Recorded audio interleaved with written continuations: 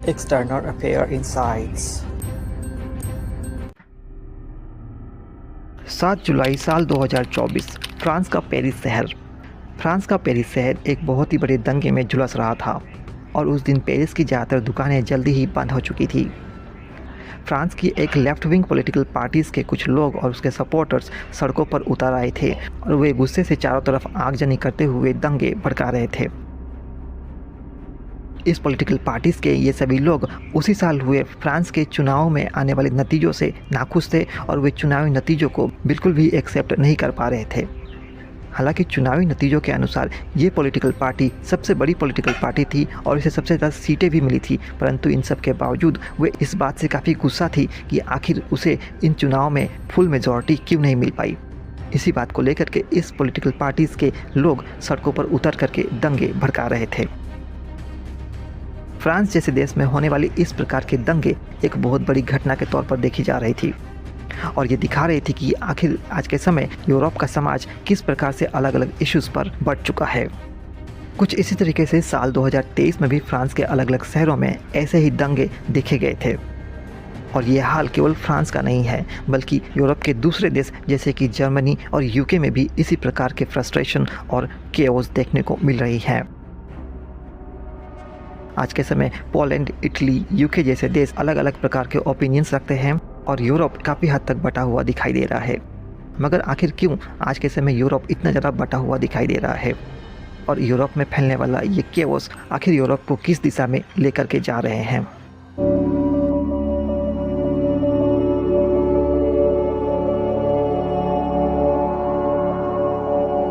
नमस्कार दोस्तों, आप देख रहे हैं एक्सटर्नल अफेयर इनसाइट, जिस पर हम दुनिया में होने वाले सभी इम्पोर्टेंट इंसिडेंट्स का एक विश्लेषण करके आपके सामने प्रस्तुत करते हैं।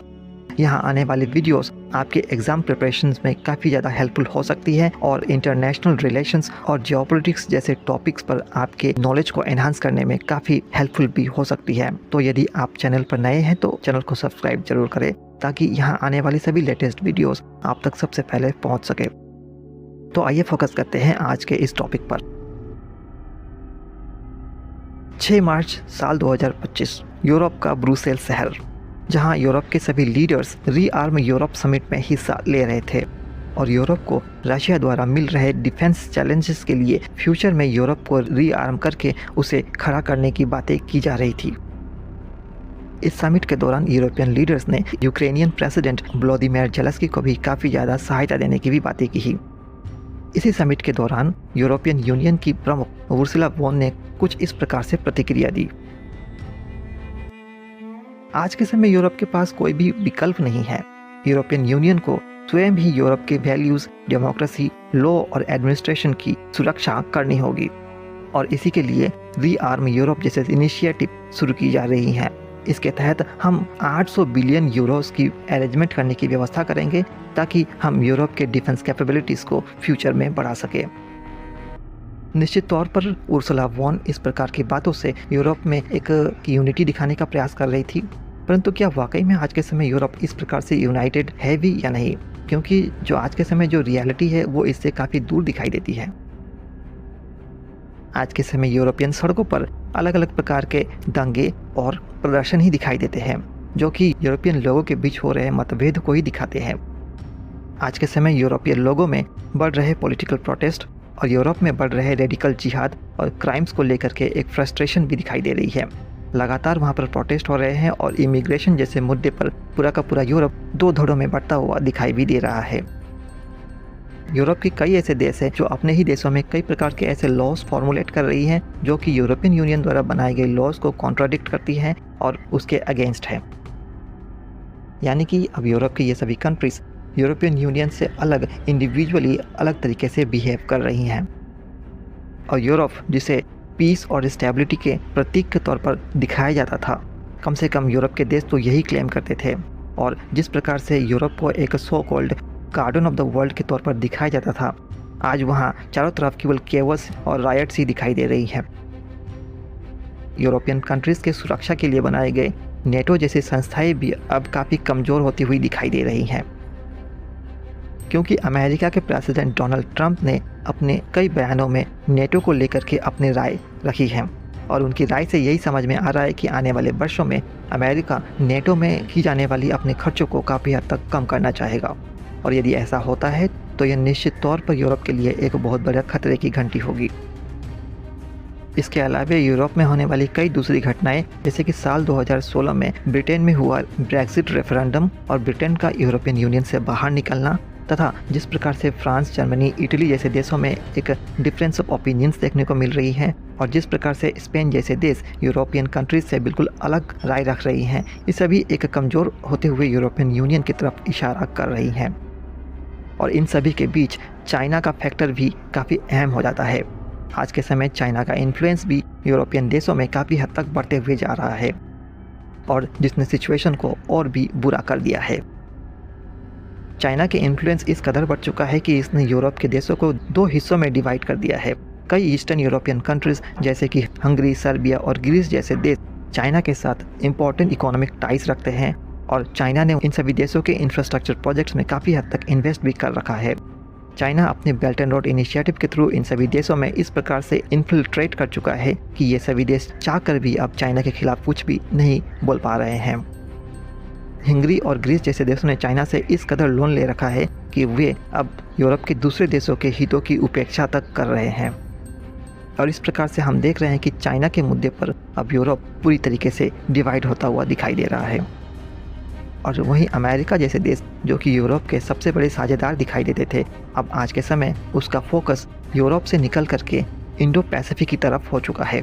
आज के समय डोनाल्ड ट्रंप के नेतृत्व में यूएसए की गवर्नमेंट रशिया की तुलना में चाइना को एक बड़े थ्रेट के तौर पर देखते हैं और इसीलिए अब अमेरिका यूरोप से ध्यान हटा करके इंडो पैसिफिक पर अपना ध्यान केंद्रित कर रहा है और क्वाड, ऑकस जैसे संगठन पर ज़्यादा इन्वेस्ट कर रहा है।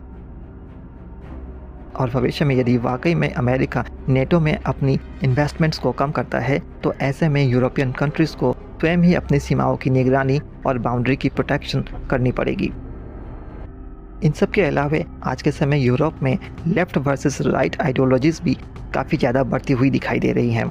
आज के समय यूरोप के देशों में राइट विंग पॉलिटिकल पार्टीज़ की पॉपुलैरिटी काफ़ी हद तक बढ़ती हुई जा रही है और हाल ही में हुए कई चुनावी नतीजों में इसे साफ तौर पर देखा भी जा सकता है।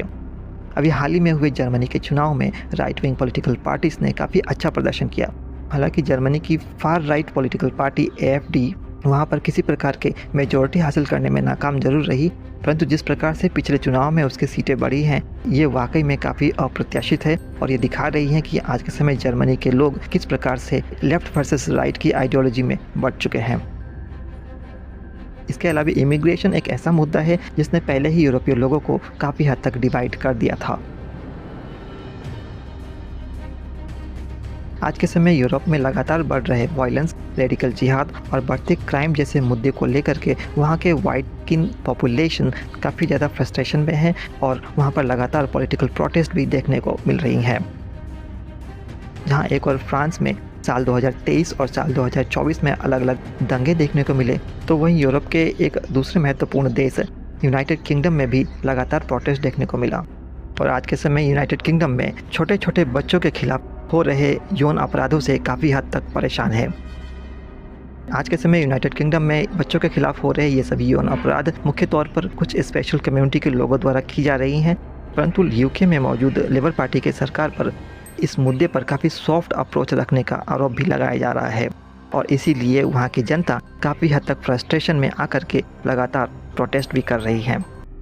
यानी कि आज के समय यूरोप में एक ऐसा धड़ा है जो कि इमिग्रेशन के फेवर में है और इराक, सीरिया और मिडिल ईस्ट के दूसरे देशों से आने वाली पॉपुलेशन को स्वीकार कर रही है, तो वहीं एक बहुत बड़ा धड़ा ऐसा भी है जो कि इस प्रकार के इमिग्रेशन के बिल्कुल खिलाफ है। और पोलैंड जैसे देशों ने तो शुरुआत से ही इसका विरोध किया था और अपने बाउंड्रीज़ को हमेशा से इसके लिए बंद रखा था। आज के समय पोलैंड के कुछ नेताओं की भाषण देखे जाए तो वो अपने भाषणों में लगातार यही कहते हुए दिखाई देते हैं कि आज के समय फ्रांस और जर्मनी में जो भी घटनाएं हो रही हैं वो पोलैंड में इसलिए नहीं हो पा रही हैं क्योंकि पोलैंड ने अपने बॉर्डर्स को हमेशा के लिए बंद रखा था और इन सभी इमिग्रेंट्स को स्वीकार करने से मना कर दिया था। यानी कि अलग अलग देशों से निकलने वाली आवाज़ों से साफ तौर पर हम ये समझ पा रहे हैं कि आज के समय यूरोप काफ़ी हद तक डिवाइडेड हो चुका है। एक समय था जब यही इन सभी यूरोपियन देशों ने पूरी दुनिया के अलग अलग देशों को कॉलोनाइज करके पूरी दुनिया पर राज किया था, परंतु आज के समय ये एक सीरियस क्राइसिस और सीरियस सिक्योरिटी चैलेंजेस से जूझ रही हैं। और जिस प्रकार से वहाँ पर लगातार केओस और राइट्स देखने को मिल रही हैं, ये इसी ओर इशारा कर रही हैं शायद इन देशों का गोल्डन पीरियड अब ख़त्म होने जा रहा है। बाकी आपका इस मुद्दे पर क्या मानना है? क्या आपको भी ऐसा लगता है कि इन सभी देशों का स्वर्णिम इतिहास अब लगभग समाप्त होने जा रहा है और दुनिया के गार्डन कहे जाने वाला यूरोप आने वाले वर्षों में केओस और रियोट्स का केंद्र होने वाला है? बताइएगा ज़रूर कमेंट बॉक्स में। हम जानना चाहेंगे कि इस विषय में आपके क्या राय हैं। तो अब समय आ गया है आज के प्रश्न का। आज का प्रश्न है कि यूरोप में बढ़ने वाले left versus right political ideologies किस प्रकार से यूरोपियन यूनिटी के लिए एक बहुत बड़ा खतरा है और भारत इस सभी घटनाओं से क्या सीख ले सकता है। आशा करते हैं कि आप इस प्रश्न का सही से जवाब लिख पाएंगे। यदि आपके कोई सुझाव या कोई प्रश्न है तो आप हमें कमेंट बॉक्स में बता सकते हैं। तो आशा करते हैं कि आपको हमारा यह विश्लेषण पसंद आया होगा। यदि विश्लेषण पसंद आए हैं तो आप हमारे चैनल को सब्सक्राइब जरूर करें और हमारे वीडियोस को लाइक और शेयर भी करें ताकि हमारे वीडियोस के रीच को बढ़ाने में थोड़ा मदद मिल सके। आज के इस वीडियो में इतना ही। हमारे साथ अंत तक जुड़ने के लिए बहुत बहुत धन्यवाद। जय हिंद, जय भारत।